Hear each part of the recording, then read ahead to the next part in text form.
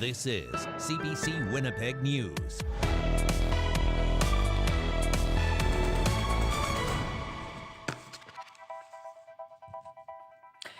Good evening. Thank you for joining us this evening. Many homeowners in Winnipeg got a shock when they opened their proposed property assessments in the mail this week. Some home values are set to jump by tens of thousands of dollars, leaving homeowners wondering how their property taxes could be impacted. CBC's Rosanna Hempel breaks down what we know so far and what some residents think of it. That was quite a jump. Lori Anderson got her property assessment for 2027 in the mail on Wednesday. The assessed value of her home of 19 years has jumped by nearly 15%, a difference of $55,000. Very surprised, yes, because it's kind of maintained in the 300,000, mid 300,000s for a number of years. So to jump that much, I was really surprised. Debbie Fauché was caught off guard too. We're really going to have to count our pennies in a couple of years. Their area of Westwood falls in the city's St. James residential market region. Along with Charleswood and North and East Kildonan, it's one of three neighborhoods seeing the biggest median increases in Winnipeg. Andrew Horetze lives in East Kildonan. The assessment on his bungalow went up more than 19%. He doesn't believe everyone will find the increase fair for the city's services they get. There's parts of still here, Roach and Brazier by the golf course, that these poor residents, their back lanes are not paved. The city assesses property values every 2 years according to market conditions. The latest adjustments reflect the estimated values as of April 1st, 2025. The city says it won't know the citywide average assessment increase until early next year, after it factors in the appeals process and commercial property assessments. The average increase affects whether homeowners will pay more or less than the 3.5% general property tax increase. The City of Winnipeg still enjoys the lowest municipal property taxes of any major city in Canada. When you take a look at what even some other cities have shown as far as what services residents get for the corresponding dollar of property taxes they put in, we do better. The mayor says anyone who thinks their assessment is unfair can appeal. The new property values will be used to calculate taxes starting in 2027. Rosanna Hempel, CBC News, Winnipeg. A new report about the extension of Chief Peguis Trail offers conflicting opinions about the economic benefits.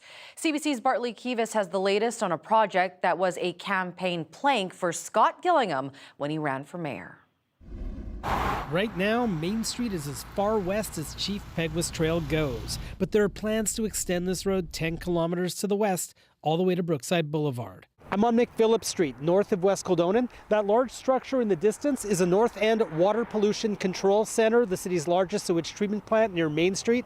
The empty land in front of it is reserved for the extension of Chief Peguis Trail. This is where it'll go if the city goes through with a project that has a current projected cost of $900 million. A new report to City Council says that cost projection hasn't changed much, but there are widely divergent estimates of the economic benefits. Based on advice from consulting firm Deloitte, the net present value of the project is down to $48 million. But a new analysis based on traffic data suggests that value is actually up to $280 million. This is of political significance because Scott Gillingham ran for mayor in 2022 on a promise to complete this project if it makes financial sense. Despite the conflicting estimates, the mayor says it does. As we continue to grow, especially as we continue to move products to and from a center port, to market, and workers to their jobs, I believe long-term the extension of Chief Peguis Trail is very important for the future of Winnipeg. The chair of Council's Public Works Committee is also sold on the benefits. It will open a lot of commercial and residential land. It will make a connection to Centerport from the east. But this project still has critics at City Hall.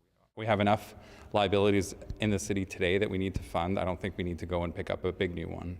Right now, the city can't afford to extend Chief Peguis Trail. It would have to borrow money, and the city's already near its debt ceiling. Bartley Keevis, CBC News, Winnipeg. Premier Wab Kinew calls it real money from a real business showing interest in Churchill. He says his government is about to sign a non-disclosure agreement with a major energy company to discuss future plans for the northern port. Kinew sees many opportunities. You could potentially see all sorts of different configurations going forward where maybe you're using a rail line and port infrastructure that's there right now to help build a future generation of infrastructure, which could include a pipe, which could include a terminal. Kinew says he also made progress with the Prime Minister at the First Ministers' meeting in Ottawa on a federal feasibility study on Churchill. Winnipeg police say a child coming forward is leading to serious charges involving a private music teacher. Last July, officers spoke to a school-aged child who reported incidents inside a home on Nairn Avenue near Gray Street. The student claims the abuse dates back to the beginning of 2022. On Tuesday, investigators say 32-year-old Jet Russell Panganiban was arrested and faces charges of sexual assault, interference, and invitation to sexual touching. He was released on conditions. An investigation is underway. A nurse who trained abroad has lost her license to practice in Manitoba. CBC's Bryce Hoy explains why. A patient almost died because of a nurse's egregious error. That's according to the College of Registered Nurses of Manitoba. The regulator stripped Nipah Patel of her license in a decision announced Thursday. Patel gave fentanyl and a paralytic to a patient in Lynn Lake in the fall of 2024. His heart stopped. Another worker revived him. An investigation found Patel didn't get approval to administer either of the drugs, had never given a paralytic before, and didn't say anything when the patient stopped breathing.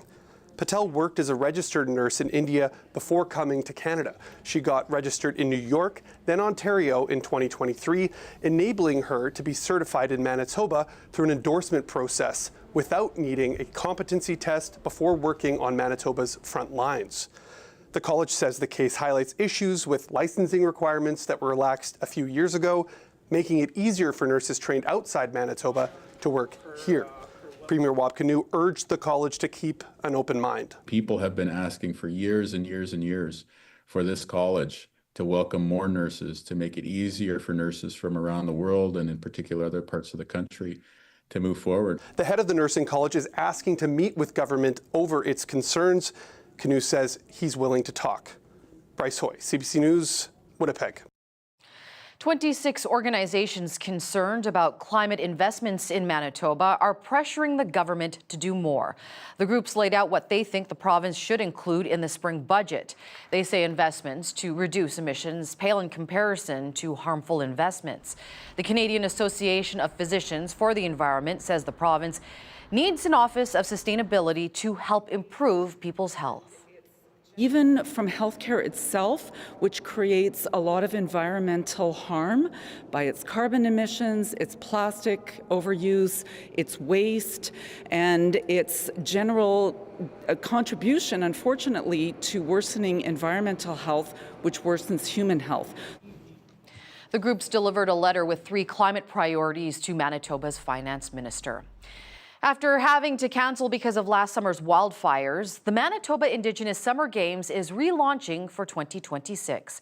Norway House Cree Nation and Saugeen Anishinaabe First Nation have been preparing now for the past year and a half for the Games. Southern Chiefs Organization Grand Chief Jerry Daniels says it's an exciting event. He says it's more than just about the medals. We're expecting up to 3,000 athletes under the age of 17 to take part in the Manitoba Indigenous Summer Games. These young people are our future leaders, our future coaches, our future chiefs, and our future nation builders. The Games in Norway House will take place July 8th to the 12th, Saugeen from August 10th to the 15th.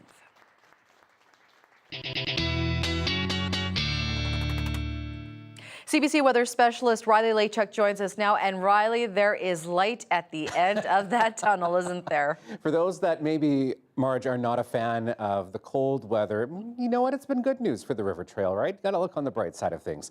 Yeah, there is a light at the end of the tunnel, and that light is getting brighter as we get toward the weekend and certainly into next week here. For now, though, High pressure has really cleared out the province, mostly sunny skies by the time we got to the afternoon for most of us. I mean, it's expected a bit of cloud cover hanging around on the western side and a few flurries even into parts of southern Saskatchewan throughout the day today. I'm not expecting any of that in the Red River Valley, but we have seen a couple of scattered snowflakes throughout the morning and into the afternoon around the city as well. So temperatures -18 this afternoon, below seasonal once again, really across most of the south. -19 in Thompson, -23 in Gillam. So prepare for one more very cold night. -31 in Winnipeg.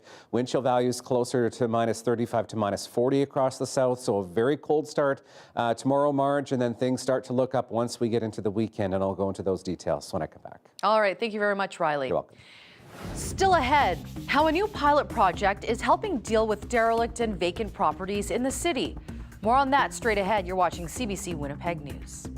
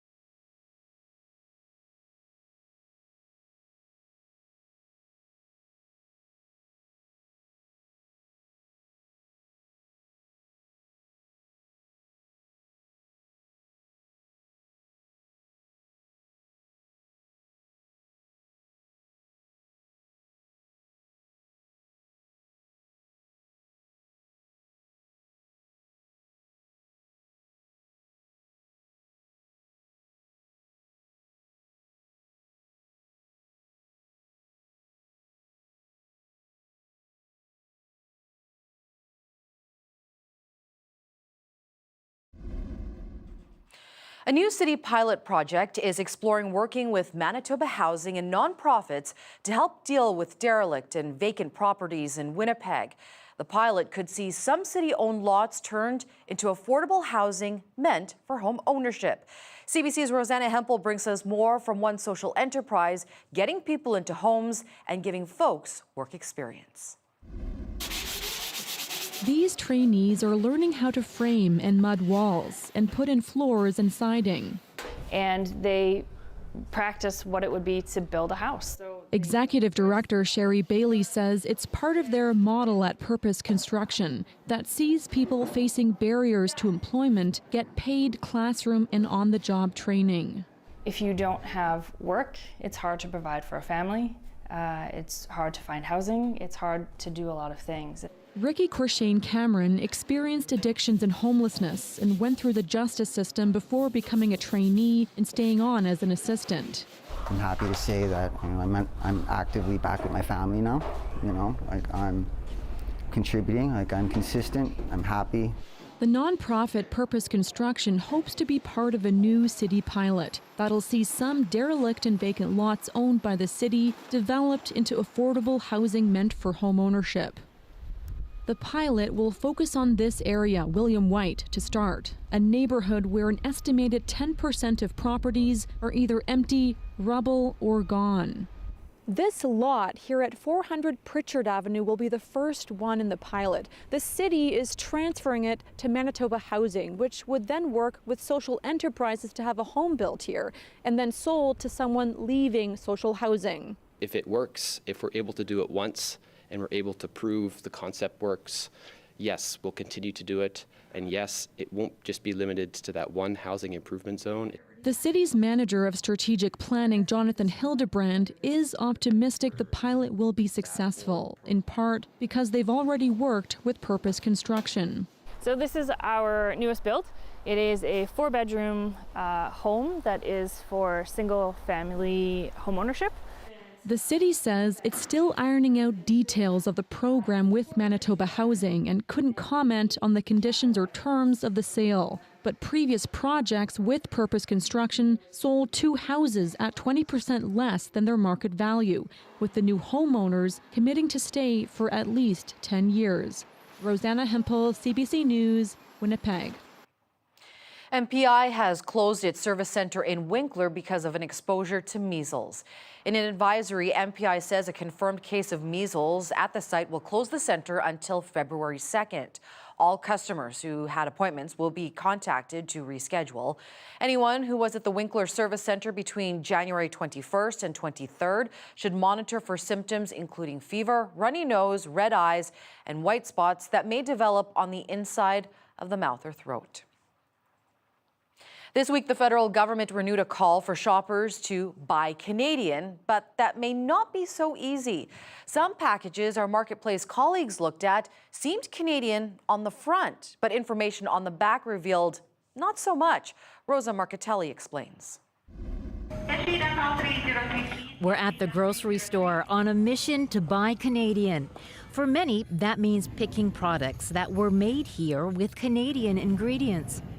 But some products only look Canadian. I have no clue as to what that means. Bob Bastien was surprised by Habitant French-Canadian pea soup. The front says designed in Canada. The back, product of the USA. It seems as though Campbell is trying to sell us a lie. Campbell's, the company behind the soup, says the label is not new. And it tells shoppers the product was created by their Canadian team, adding it's phasing that label out. Dave Lawson spotted something similar. Betty Crocker chocolate chip cookie mix, labeled Canada's #1 selling baking mix brand. Flip it over, product of the U.S. This is advertising trying to make it look Canadian when in reality it's not. General Mills, the company behind the cookie mix, says it is Canada's top-selling baking mix brand, based on sales. The label isn't new, and it reflects the pride they have being in Canadian kitchens. Where does all this leave shoppers? Well, it's tough. The truth is, it's tough. I think we are seeing some maple washing, whether intentional or not. We are definitely seeing some. So, are there any government plans to make labels more clear? For weeks, the federal minister responsible denied repeated requests for an interview. So we head to Ottawa for answers. Minister Michelle, Rosa from Marketplace here. What exactly are you hoping to do? Into everything that can make life easier for Canadians. Labels in particular? Not labels also. Labels are part of the package. We look forward to talking to you more about it. In the meantime, experts say look for the words Product of Canada on labels. It guarantees that what you're buying is either mostly or entirely made here with Canadian ingredients. Rosa Marcatelli, CBC News, Toronto. For the full investigation, you can watch the Maple Makeover Friday at 8 p.m. on CBC Television, YouTube, and CBC Gem.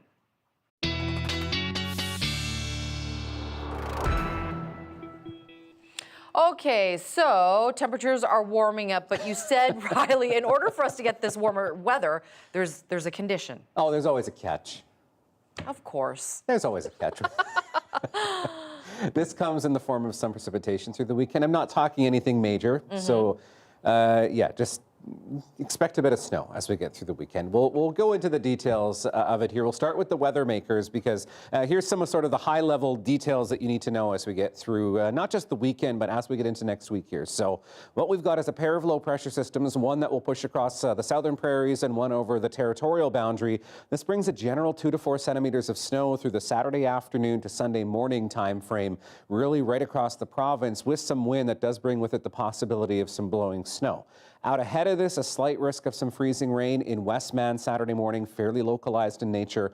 I'll show you that on Futurecast in just a moment. But in the long range, and I think this is what a lot of folks are going to be really looking forward to, some temperatures that actually get close to the freezing mark by the time we get to late next week. We'll go into that in your 7-day forecast a little bit later on. For now, though, high pressure parked over central Manitoba has really cleared us out, brought us a nice sunny day today aside from a few clouds this morning, actually even a few flurries on my walk into work here in Winnipeg this morning.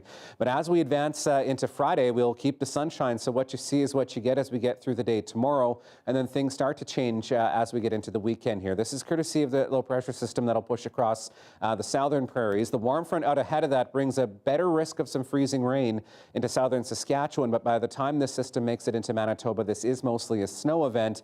And then we'll combine that with another low over the Hudson Bay coast, bringing a pretty general province-wide snow as we get through Saturday into Sunday. Again, both of these are quick movers. We'll talk snowfall totals in just a moment, but in terms of that likelihood of freezing rain, at least this particular forecast model depicting that in extreme southwestern Manitoba, even into the parkland, has a slight risk of that, so fairly localized.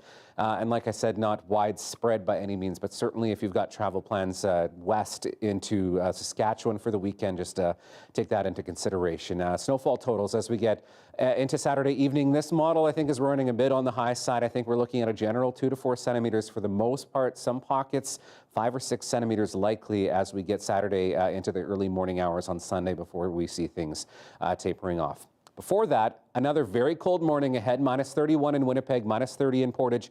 Temperatures really across the province close to minus 30. The wind chill values close to the minus 40 mark in some cases first thing.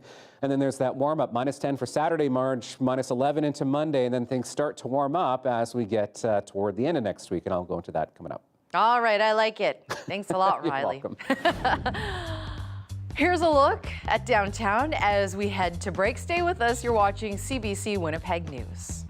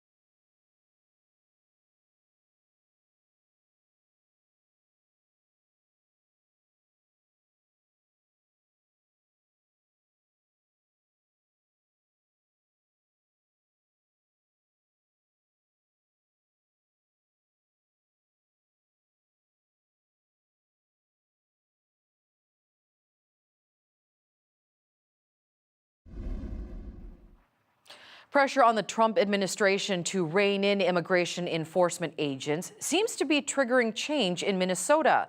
The new commander of ICE spoke publicly for the first time, and he acknowledged operations in the state haven't been perfect, and he laid out his plan to fix things. Katie Nicholson has details. Days after taking charge, the Trump administration's border czar delivered words many in the Twin Cities had been waiting for. I have staff from CBP and from ICE working on a drop-down plan. That, Tom Homan says, hinges on cooperation with local authorities and a change back to ICE's old tactics. Target enforcement operations should happen across the nation. That's what we've done for decades. That means focusing specifically on migrants with criminal records. It just makes this operation cleaner, more efficient, and it's proven less violence. And it comes as ICE officers in the state have been given new guidance not to engage with so-called agitators. Outside the federal building where this ICE operation has been headquartered, protesters aren't buying what Homan is selling. Nope, not at all. So I don't trust them at all. So not at all, just based on recent history. Look at the lies that have been given. They say one thing and another thing happens. So the proof is in the pudding. Well, they perpetually lie, so I don't have any trust in what they say, basically. In Washington. So I'm looking for much more detail than he offered. Minnesota Senator Tina Smith needing more than words from Homan. We need to stop these roving bands of ICE agents, and until that happens, we still have a big problem. On the Senate floor, Republican Senator Tom Tillis railed against Homeland Security Secretary Kristi Noem. Her failed leadership has led to unconscionable results in Minneapolis. There have been bipartisan calls for Noem's resignation since Alex Preddy's death at the hands of federal border agents. At today's cabinet meeting, Noem not among those called upon to speak. Mr. President, you keep... And the president took no questions. In Minneapolis, the resolve to end this immigration surge unwavering. I hope I get to teach my nieces about as just a brief moment in American history when the country came to its senses and put an end to this. Whether that end is near, still very much an open question. Katie Nicholson, CBC News, Washington. Back here at home, the issue of sovereignty was a hot topic at the First Minister's meeting in Ottawa on Thursday. BC Premier David Eby accused Alberta separatists of treason for meeting with White House officials. Ashley Burke tells us more about the accusation and the response to it. At the Prime Minister's meeting with premiers all about uniting Canada, BC's leader speaking out against what he sees as a betrayal to the country. An Alberta separatist group meeting with Donald Trump's administration. In my opinion, that is treasonous activity, and it needs to be called out. It needs to be stopped. The Alberta Prosperity Group has been talking for months about its meetings with Washington. The separatist group is openly seeking a $500 billion line of credit from the U.S. to bankroll a new country if they ever win a referendum. The people we're meeting with in the United States at a very senior level in the State Department are very clear that Alberta statehood is not on the table. They want a free and independent Alberta. Now an official with the U.S. State Department confirms talks happened, but says no commitments were made. I'm talking about crossing the border, soliciting the assistance of a foreign government to break up this country, and I don't think we should stand for it. It's unacceptable. It's unethical. Ontario's premier pointing the finger at his counterpart in Alberta to stop it. This is an opportunity for Premier Smith to stand up and say enough is enough. And either you're with Canada or you're not with Canada. Premier Smith says she doesn't want to demonize Albertans with grievances that built up under 10 years of Justin Trudeau. I would expect that the U.S. administration would respect Canadian sovereignty and that they would confine their discussion about Alberta's democratic process to Albertans and to Canadians. Late last year, the head of Canada's spy agency suggested they'll be watching for any possible foreign meddling in sovereignty referendums. But the Prime Minister wouldn't say if this constitutes foreign interference. We expect the U.S. administration to respect Canadian sovereignty. I'm always clear in my conversation with President Trump to that effect. Trump recently called Mark Carney governor and last week posted an AI-generated image online of the American flag covering all of North America. Now, this is the closest that Trump has gotten since the fall of last year to publicly reviving his idea that Canada should become the 51st state. Ashley Burke, CBC News, Ottawa. The Canadian hockey romance drama and hit TV show Heated Rivalry is having a moment everywhere, even at the First Minister's press conference, as it turns out.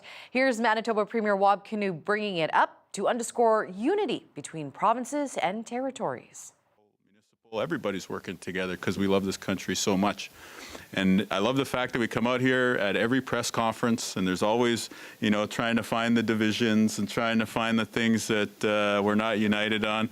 They want there to be a heated rivalry between Doug Ford and I, but we're on the same team. I want you to We're going into the corners together. I want you to just Right? take that Right image. for Team Canada. The heated rivalry between Doug Ford and Wab Kinew.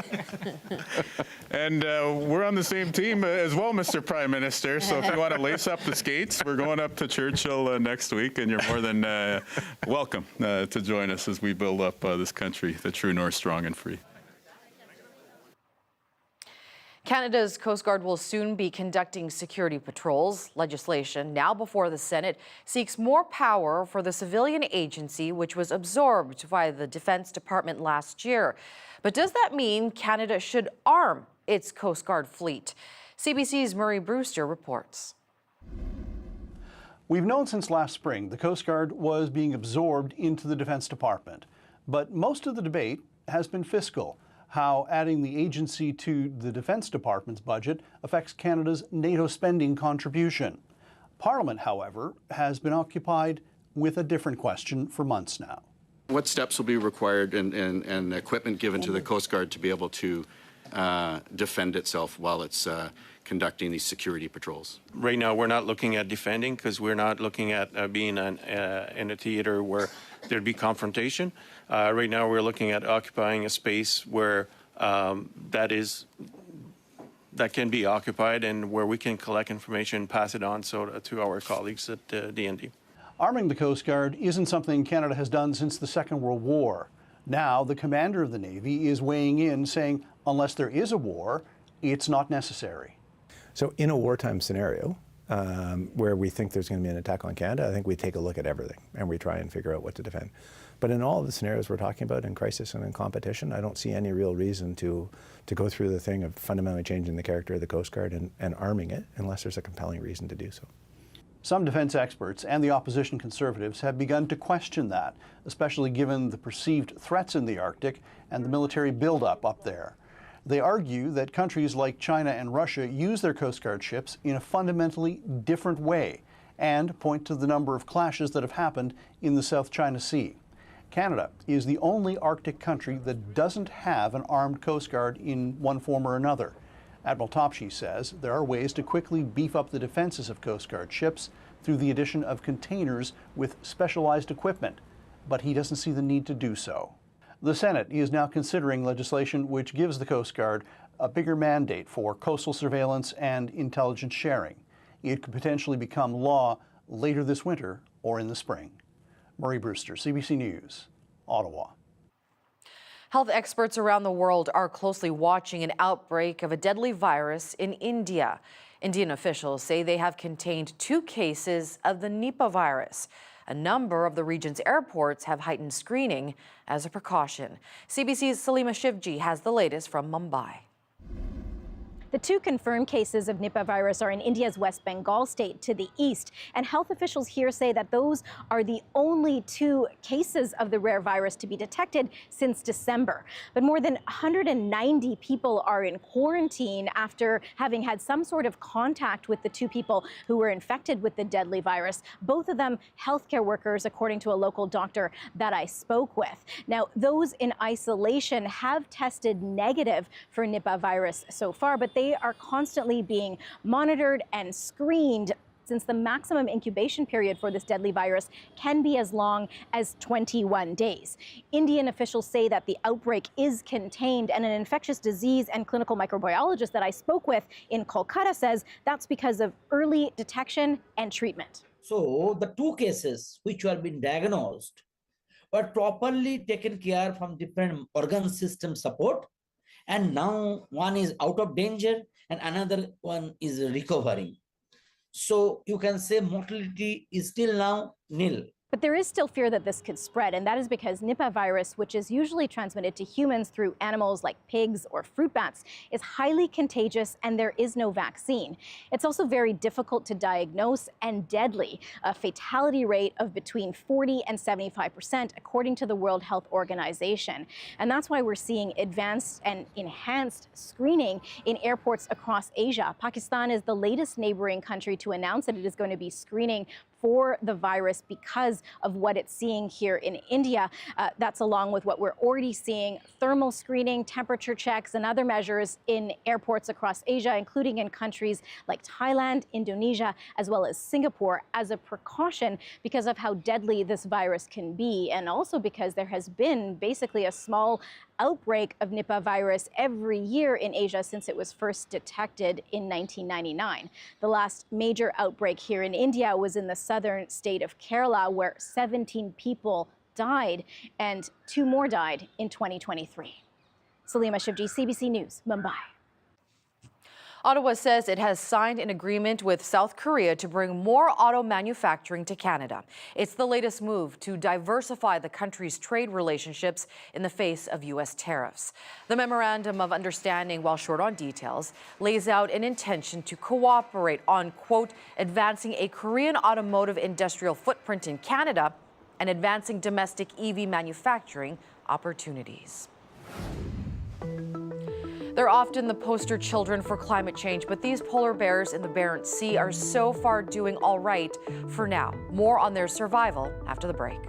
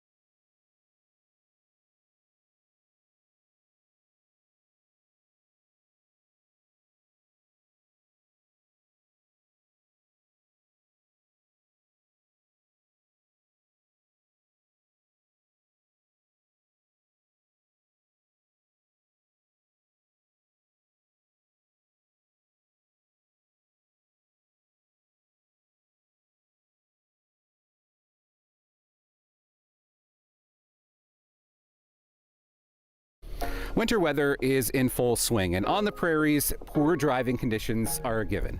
Here are a few things you should keep in your vehicle in case you get stuck. The first and most important thing, food and water. Think things that don't spoil.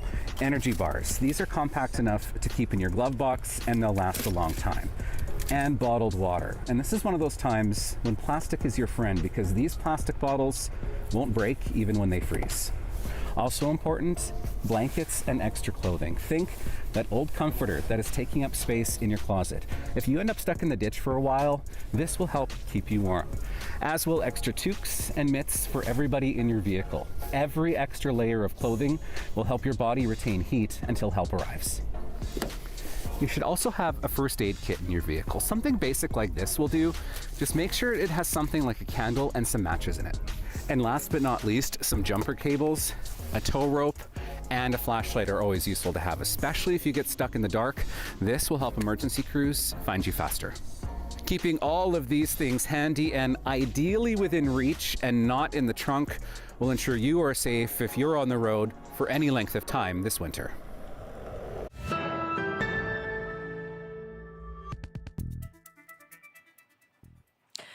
The polar bears and its potential doom in the face of diminishing ice flows has become a rallying symbol in the fight against global warming. But bears in one part of the Arctic are making adaptations and buying themselves time. CBC's Anand Ram has the story. You're not going to get them to step on a scale. So, unfortunately, this is the best way to study the health of polar bears. And 25 years of expeditions like this are revealing surprising information about how these bears, native to the Barents Sea north of Norway, are surviving. There were some declines in body condition, but then it seems to have basically stabilized out, that the bears are doing okay there. Surprising because over those same 25 years, climate change has rapidly warmed the area, giving these bears as much as 100 fewer days of ice access to prey, like ringed seals. The bears are spending more time on land, that's very clear, but they have exploited food resources that they've always used, but it seems like they're just using more often now. Eggs, whale carcasses, walrus, even reindeer, adapting their menu as their world warms faster. It's always nice to have a good news because studying polar bears is often depressing. But good news for the Barents Sea bears doesn't translate to other polar bear populations that have lost sea ice, like those in Canada. There's like extensive work on the polar bear in the Hudson Bay in particular, and it's clear that their body condition, their survival, their reproduction has been declining with sea ice. A sign of short-term adaptation to the climate change humans are causing, but experts agree that when all the ice goes, so go the bears. Anand Ram, CBC News, Toronto. Federal officials have revealed that a cull of an ostrich flock in Edgewood, BC, cost taxpayers nearly $7 million. More than 300 of the birds were killed at the Universal Ostrich Farm in November after the Canadian Food Inspection Agency detected avian flu in the flock. The cull happened despite protests and high-profile backers in the U.S., including its health secretary.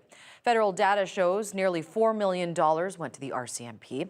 $1.6 million was spent by the Food Inspection Agency, and $1.4 million was used by the Justice Department.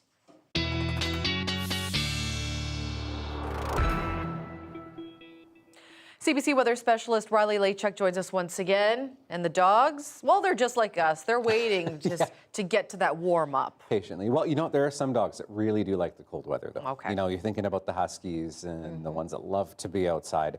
So, yeah, I mean, not for everybody, obviously, but some of our friends really do enjoy it this time of the year. Let's have a look at your dog walking forecast. And tonight, we have Conan from Annette and Lewis, and Conan is waiting patiently for his frosty morning walk in this picture.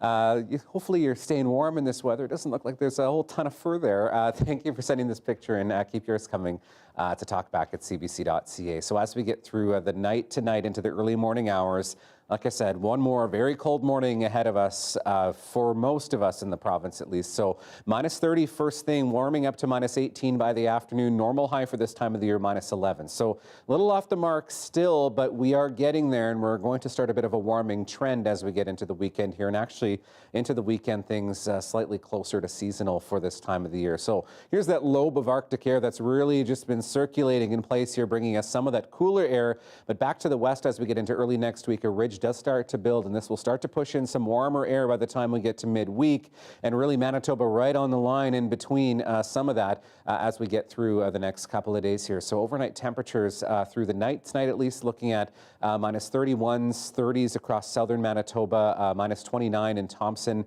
and the wind chill values looking very cold as we get into the daytime tomorrow, looking at -35 to -40 first thing. I'll step out of the way so you can see that legend. So frostbite on exposed skin, that's sort of what we're looking at here. 10 to 15 minutes first thing in the morning. So another bitterly cold morning as we get into the morning tomorrow. Like I said, things looking up from there in your 7-day, which I'll talk about a little bit later on. Into the forecast for Friday, at least, maybe a few flurries early on along the Hudson Bay coast. Otherwise, we're looking at mainly sunny skies. Tuduli Lake maybe looking at a few flurries, as is Lynn Lake as we get through the day tomorrow. -11 in Lynn Lake, 11s and 12s into the Pas and OCN below the freezing mark. -17 in Norway House under a mostly sunny sky. And in southern Manitoba, bright sunshine tomorrow.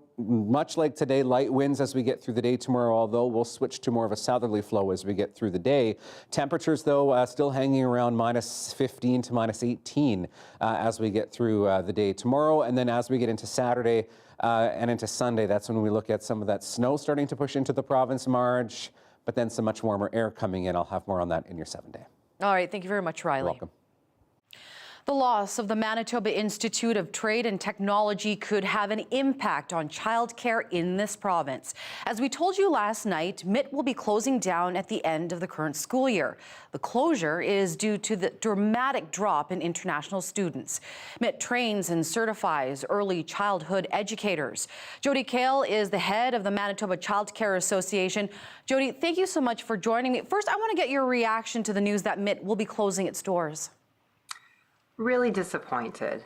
MITT is one of 7 post-secondary institutions in Manitoba that offers early childhood education programs, and having that diversity and options for ECE students is really important. And so it's very disappointing to hear that they will be closing in the foreseeable future. How did MITT help get childhood educators ready to get into the workforce? They certainly have been a partner in the solution. So we have, a goal in Manitoba with a federal agreement with the Government of Canada, creating 23,000 new spaces over the next several years. And those spaces are going to require certified early childhood educators to work in them so that children and families have access to high quality childcare programs. And so MITT was part of the solution. They have expanded their seats over the last couple of years. They've received some funding under the Canada-wide agreement, so another additional 36 spaces were open. And then they've offered some innovation in the programs that they're delivering. They have a full-time program for students, but they also introduced just very recently actually a workplace program, which aligns and mirrors with a program that has been historically offered only by Red River Polytechnic. And it's a program where ECE students can work in their childcare program 3 days a week and go to school 2 days. And their salary is covered, so they're not losing income while becoming educated to be an ECE. So it's these solution-focused opportunities that MITT offered that would support this growth of ECEs in the province. So, Jody, where will future early childhood care educators go now in order to learn and get certified in this province? I know you touched on a couple of institutions, but where else can they go here in Manitoba? Well, I guess time will tell how this transition is supported. It sounds like some of the programs from MITT will be transferred to Red River Polytechnic. But yes, there are 6 other institutions, including Red River. There's Assiniboine College, there's University College of the North, St. Boniface, Robertson College, University of Winnipeg, and Louis Riel Vocational. And so it sounds like there's a commitment to support the students that are in the programs currently at MITT, which is good to hear. And so I guess it will take some time to determine what capacity or ability, space, or funding do the other institutions need to perhaps absorb some of those space training seats. I think there's a lot of work that has to be done before that to determine, what has enrollment been like at all the programs? Are there vacancies in training spaces? Who has capacity? So some planning is going to need to happen so that this transition is best supported. Jody, I really do appreciate you joining us today. Thank you so much for your time. My absolute pleasure. Thanks. Jody Kale is the head of the Manitoba Child Care Association. Still ahead, they claim to serve up the world's largest deliverable pie. How this Vancouver pizza shop bakes and gets it to you. That's next.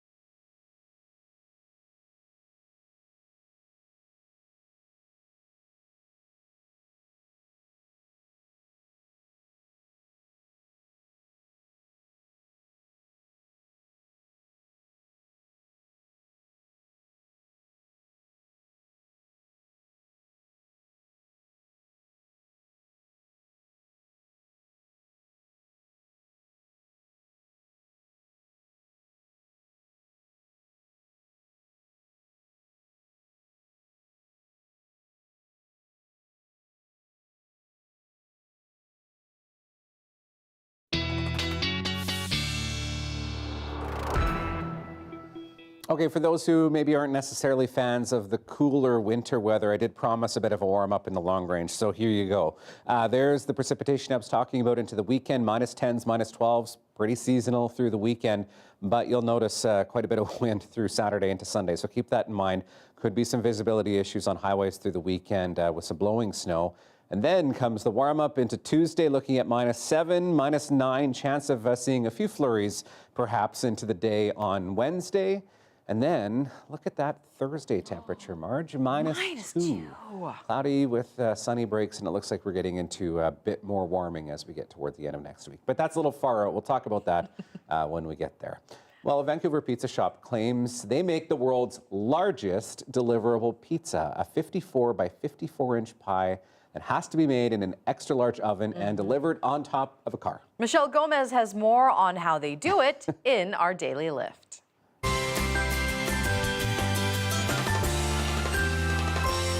This behemoth pizza is 4.5 feet by 4.5 feet. With 200 slices, it feeds between 50 and 70 people. The length is closer to my height than I'd like to admit. It's gonna be a messy. That's all right, that's all right. All right, so we're just crumbling the cheese and spreading it. It's kind of like art. It's an You're art, making yes. a giant painting. While making a pizza, you become an artist. This one is a special edition, but if you go with the one topping, starts with the 350 plus taxes. Splat, splat. Just try to sprinkle like a little. This pizza is for the local police department. Being big brings people together, families together, friends together, and it becomes an experience. It's not just pizza anymore, just having a lot of fun. And for those with big appetites and a competitive spirit. We have a challenge on a 54-inch, which is 8 people, 2 hours. If they finish it, they will get $1,000, and the pizza will be free. If they lose, they just paid for the pizza, and they have a pizza for a week. The rooftop carrier is specially designed. It has a wiring going in, making it hot, so that when it delivers to the customer, it won't get cold. And if you're wondering how many employees it takes to deliver a jumbo pizza, the answer is 4. Michelle Gomez, CBC News, Vancouver. That is one big pizza. Do you think you could eat that much pizza? I know, like they were saying, if you could eat it, you get like for free. You, me, and 6 friends. Oh, gee. I think you're gonna need more than 6 friends to finish that pizza, honestly. I do love pizza. Thank you very much for joining.